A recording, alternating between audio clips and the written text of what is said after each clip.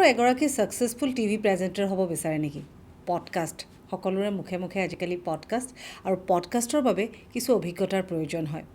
এটা ভাল voice modulation থাকিলে আপুনি ভাল পডকাষ্ট এংকাৰ হ'ব পাৰে। গতিকে পডকাষ্টটো কেনেকৈ হয়, তাৰ টেকনিকেল বস্তুবিলাক কেনেধৰণৰ হয়, লগতে এখন ভাল স্ক্ৰিপ্টে এটা অনুষ্ঠানক জীৱন্ত কৰি তোলে।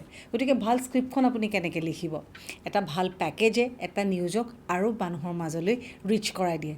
সেই নিউজটো আপুনি কেনেকৈ লিখিব, টেকনিকেল আৰু বহু কথা থাকে। এটা মিডিয়া হাউচত অকল এগৰাকী টিভি প্ৰেজেণ্টাৰ হ'লেই নহ'ব, আনুষংগিক বহু কথা থাকে। যি বিষয়, যি ছাবজেক্টসমূহক ৰিচ একাডেমীয়ে একেবাৰে সহজ ভাষাত, সহজ ধৰণে আপোনালোকৰ সন্মুখলৈ লৈ আহিব। ৰিচ একাডেমীৰ যিসকল ফেকাল্টি, তেওঁলোক যথেষ্ট অভিজ্ঞ। তেওঁলোকৰ অভিজ্ঞতা কেৱল আপোনালোকৰ লগত আমি শ্বেয়াৰ কৰিম।